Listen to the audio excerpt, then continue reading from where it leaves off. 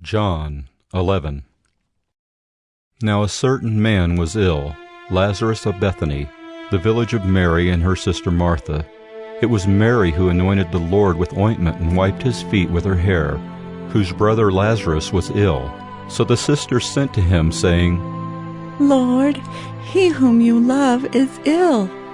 But when Jesus heard it, he said, This illness does not lead to death. It is for the glory of God, so that the Son of God may be glorified through it. Now Jesus loved Martha and her sister and Lazarus. So when he heard that Lazarus was ill, he stayed 2 days longer in the place where he was. Then after this he said to the disciples, Let us go to Judea again. The disciples said to him, Rabbi, the Jews were just now seeking to stone you, and are you going there again? Jesus answered, Are there not 12 hours in the day? If anyone walks in the day, he does not stumble, because he sees the light of this world. But if anyone walks in the night, he stumbles, because the light is not in him. After saying these things, he said to them, Our friend Lazarus has fallen asleep, but I go to awaken him. The disciples said to him, Lord, if he has fallen asleep, he will recover. Now Jesus had spoken of his death, but they thought that he meant taking rest and sleep. Then Jesus told them plainly, Lazarus has died, and for your sake I am glad that I was not there, so that you may believe. But let us go to him.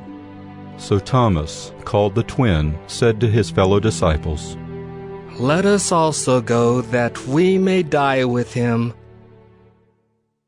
Now when Jesus came, he found that Lazarus had already been in the tomb 4 days. Bethany was near Jerusalem, about 2 miles off, and many of the Jews had come to Martha and Mary to console them concerning their brother. So when Martha heard that Jesus was coming, she went and met him, but Mary remained seated in the house. Martha said to Jesus, Lord, if you had been here, my brother would not have died. But even now, I know that whatever you ask from God, God will give you. Jesus said to her, Your brother will rise again.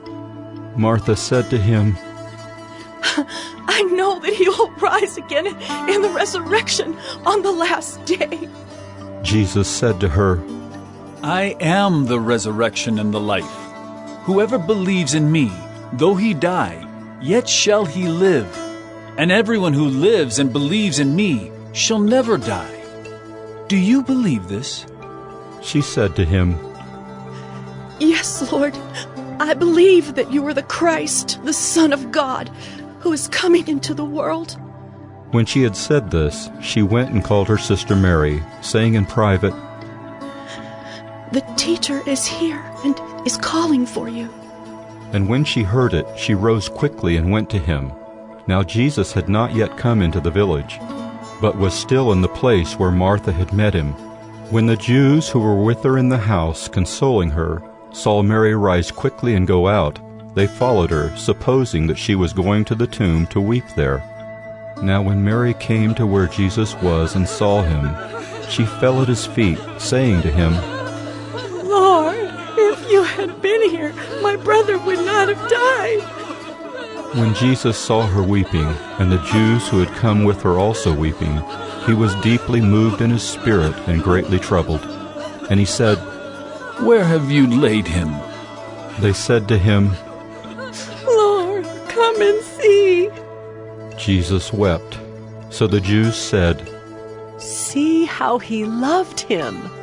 But some of them said, Could not he who opened the eyes of the blind man also have kept this man from dying? Then Jesus, deeply moved again, came to the tomb. It was a cave, and a stone lay against it. Jesus said, Take away the stone. Martha, the sister of the dead man, said to him, Lord, by this time there will be an odor, for he has been dead 4 days. Jesus said to her, Did I not tell you that if you believed, you would see the glory of God? So they took away the stone, and Jesus lifted up his eyes and said, Father, I thank you that you have heard me. I knew that you always hear me, but I said this on account of the people standing around, that they may believe that you sent me. When he had said these things, he cried out with a loud voice, Lazarus, come out! The man who had died came out, his hands and feet bound with linen strips, and his face wrapped with a cloth. Jesus said to them, Unbind him, and let him go. Many of the Jews, therefore, who had come with Mary and had seen what he did, believed in him.